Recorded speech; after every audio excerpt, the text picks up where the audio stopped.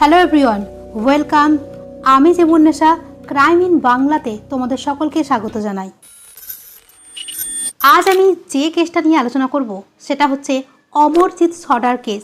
হ্যাঁ, যার বয়স মাত্র 7 বছর। এই 7 বছর বয়সে সে নাকি তিনটি খুন করেছে। আর অবাক করা বিষয় হলো, তার কাছে খুনের কারণ জানতে চাইলে সে ডিমান্ড করে তাকে নাকি বিস্কিটের প্যাকেট দিলে তবেই সে বলবে সে কেন খুন করেছে। তো চলো জেনে নিই টুডেস কেস অমরজিৎ সর্দার। 1998 সালে বিহারের এক প্রত্যন্ত গ্রামে জন্ম অমরজিৎ সর্দার। অমরজিৎ সর্দার পরিবার ছিল জয়েন্ট পরিবার, আর তার বাবা ছিল পেশায় একজন দিনমজুর।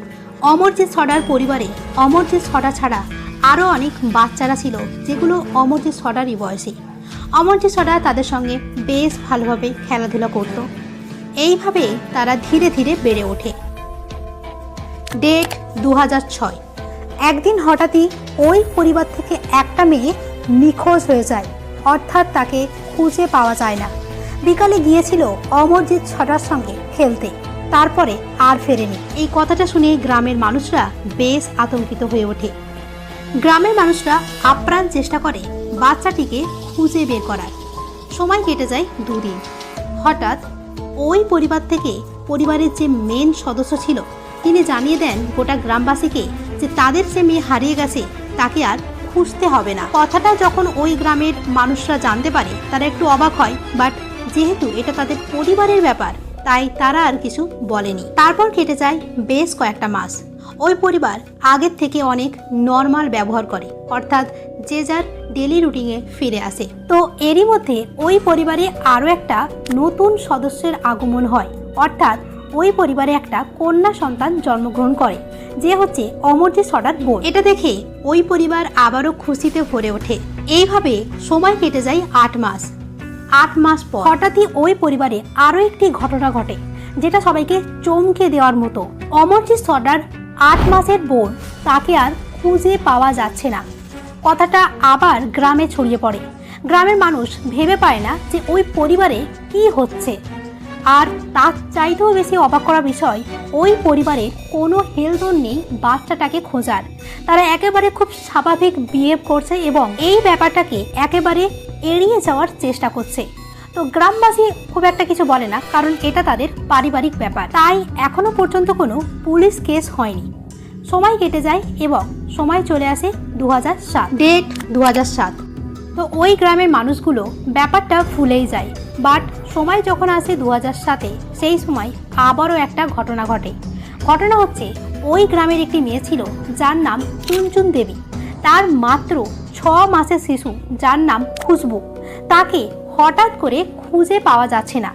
চুনচুন দেবী খুশবুকে নিয়ে গেছিল গ্রামের একটা প্রাথমিক বিদ্যালয়। সেখানে তাকে রেখে কোনো একটা কাজের জন্য বাড়ি এসেছিল। ভেবেছিল কিছুক্ষণের মধ্যেই সে আবার স্কুলে ফিরে যাবে। বাট যখন সে ফিরে যায়, ফিরে গিয়ে দেখে তার মেয়ে সেখানে আর নেই। চুনচুন দেবী গ্রামের প্রতিটা মানুষকে জিজ্ঞাসা করে, কিন্তু কেউই চুনচুন দেবীর মেয়ে খুশবুকে দেখেনি। তাই চুনচুন দেবী বাধ্য হয়ে চলে যায় পুলিশের কাছে। পুলিশের কাছে গিয়ে রিপোর্ট করায়। যেহেতু এটি একটি বাচ্চার ব্যাপার, তাই পুলিশ বেশি দেরি না করে সঙ্গে সঙ্গে অ্যাকশন নেয়। তো পুলিশ যখন ওই গ্রামে এসে জিজ্ঞাসাবাদ শুরু করে, তখন জানতে পারে যে ওই গ্রামে এই প্রথম কোনো বাচ্চা হারিয়ে যায়নি। এর আগেও দুটি বাচ্চা হারিয়ে গেছে। তখন পুলিশ যেই পরিবার থেকে হারিয়ে গেছে সেই পরিবারের কাছে যায় যে কেন তারা রিপোর্ট করেনি, আর এই বাচ্চাটা যে হারিয়ে গেছে সে ব্যাপারে তারা কিছু জানে কি না। তো এইভাবে অমরজিৎ সর্দার পরিবারে পুলিশ যে পৌঁছায়। তো পুলিশ অমরজিৎ সর্দার পরিবারের প্রত্যেকটা মানুষকে জিজ্ঞাসা করলে তারা জানায় এই ব্যাপারে তারা কিছু জানে না। তো তখন হঠাৎ করে একটি মেয়ে একটা ছোট বাচ্চা ছেলেকে টেনে নিয়ে এসে পুলিশের সামনে দাঁড় করিয়ে পুলিশকে বলে, আপনার যা কিছু জিজ্ঞাসা করার একে জিজ্ঞাসা করুন, খুশবু কোথায় আছে হয়তো এ বলতে পারবে। তো পুলিশ থেকে অবাক হয় যে একটা 7 বছরের ছেলে সে কিভাবে জানবে। বাট তারপরেও পুলিশ তাকে জিজ্ঞাসা করে সে জানে কিনা যে খুশবু কোথায় আছে। তো তখন ছেলেটি কোনো উত্তর দেয়নি, শুধুমাত্র পুলিশের দিকে তাকিয়ে হাসছে। যতবারই খুশবুর কথা পুলিশ জিজ্ঞাসা করছে, খুশবু নামটা যতবারই নিচ্ছে, ছেলেটি ততবারই জোরে জোরে হাসছে।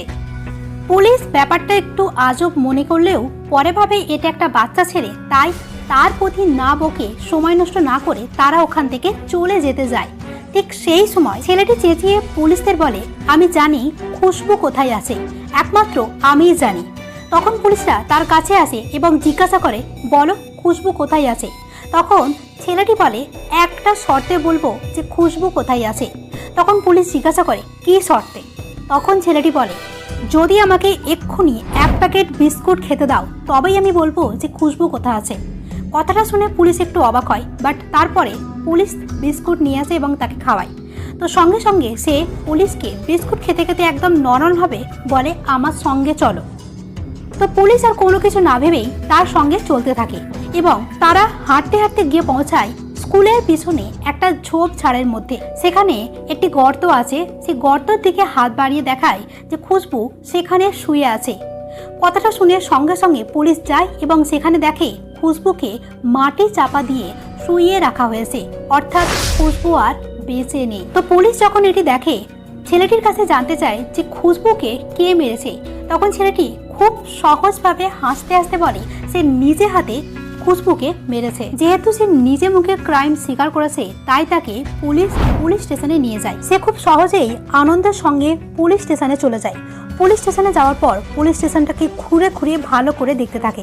তারপর তাকে পুলিশ জিজ্ঞাসাবাদ করে যে কেন সে খুশবুকে মেরেছে। তখন অমরজিৎ সর্দার যা বলে, যেটা শোনার জন্য কখনোই কেউ প্রস্তুত ছিল না, সেটা হলো তার নাকি মানুষকে যন্ত্রণায় দেখতে অনেক ভালো লাগে। যন্ত্রণায় যখন মানুষ চিৎকার করে সেই আওয়াজটা তার নাকি খুবই ভালো লাগে। সেই কারণে সে খুশবুকে হত্যা করেছে। প্রথমে সে খুশবুকে গলা টিপে হত্যা করেছে।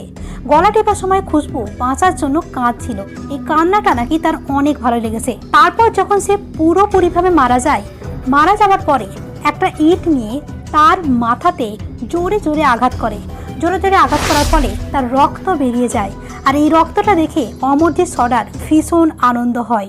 মূলত এই কারণে সে খুশবুকে হত্যা করে, তার পার্সোনালি কোনো শত্রুতা ছিল না।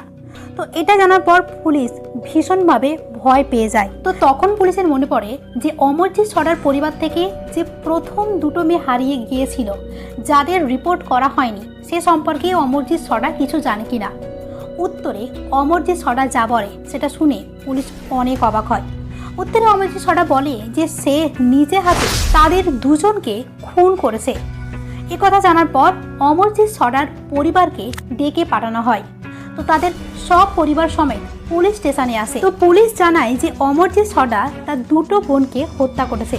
তো যখন এই কথাটা তার পরিবারকে জানানো হয় পুলিশের তরফ থেকে, তখন তার পরিবার বলে তারা আগেই জানে, তাই তারা রিপোর্ট করেনি। রিপোর্ট না করার কারণ হচ্ছে যেদিন প্রথম মেয়েটা হারিয়ে যায় সেদিন সন্ধ্যাবেলা জানতে পারে যে অমরজিৎ সর্দার ওই মেয়েটিকে হত্যা করেছে। তো পরিবারের লোকজন প্রথমে ভাবে যে ভুলবশত যেহেতু বাচ্চা কোনো কিছু না বুঝেই হয়তো খুন করে ফেলেছে, যাতে অমরজিৎ সর্দার ফিউচারের কোনো প্রবলেম না হয়, তাই এটাকে পুলিশকে জানায়নি এবং এই ব্যাপারটাকে একেবারে গোপন করেছে। কিন্তু যখন সেকেন্ডবার খুন করে তার নিজের বোনকে, অর্থাৎ অমরজিৎ সর্দার যখন নিজের বোনকে খুন করে, তখন তার পরিবার রীতিমতো ভয় পেয়ে যায়। আর তার সঙ্গে অমরজিৎ সর্দারকে ভীষণভাবে মারধর করা হয়। যেহেতু এটা তাদের পরিবারের ব্যাপার, তাই বাইরে কথাটাকে আর ছড়ায়নি। কিন্তু যখন শোনে যে খুশবুকে খুঁজে পাওয়া যাচ্ছে না, তখন তার পরিবারের সবাই বলে অনেক হয়েছে, তাই তার মা নিজে হাতে পুলিশকে অমরজিৎ সর্দারকে ধরিয়ে দেয়। যদি তার মা ধরিয়ে না দিত তাহলে হয়তো এই মৃত্যুর মিছিল কখনোই রুখত না। তারপর তার উপর কেস চলে এবং কোর্ট থেকে আদেশ দেয় যেহেতু সে 18 বছরের নিচে, তাই তাকে জেলে দেওয়া হবে না, তাকে সংশোধনাগারে দেওয়া হবে। সঙ্গে তাকে সাইকিয়াট্রিস্টও দেখানো হয়। যখন তাকে সাইকিয়াট্রিস্টের কাছে দেখানো হয়, সাইকিয়াট্রিস্টরা বলে যে তার একটা রোগ আছে, রোগটার নাম কন্ডাক্ট ডিসঅর্ডার, যার জন্যই সে কোনো রকম কারণ ছাড়া এতগুলো খুন করেছে। তারপর তাকে কাউন্সেলিং করানো হয়। তো এইভাবে অমরজিৎ সর্দার কেসটা সামনে আসে। কোর্ট থেকে আদেশ দেওয়া হয় যখন তার রোগটা সম্পূর্ণ ভালো হয়ে যাবে এবং তার বয়স যখন 18 বছরের উপরে হবে, তাকে ছেড়ে দেওয়া হবে। অর্থাৎ তাকে এখন ছেড়ে দেওয়া হয়েছে, হয়তো অন্য কোথাও অন্য একটা নামে সে ঘুরে বেড়াচ্ছে। তো এই ছিল আজকের কেস, অমরজিৎ সর্দার কেস, যাকে পৃথিবীর সবচাইতে কনিষ্ঠতম কিলার হিসেবে চিহ্নিত করা হয়েছে। এই হচ্ছে আজকের ভিডিও। যদি ভিডিও ভালো লেগে থাকে তো একটা লাইক করে দিও। যদি আমার চ্যানেলে একটু নতুন হও, এইরকম ক্রাইম রিলেটেড ভিডিও পাওয়ার জন্য অবশ্যই চ্যানেলটাকে সাবস্ক্রাইব করে দিও। ওকে, থ্যাংক ইউ।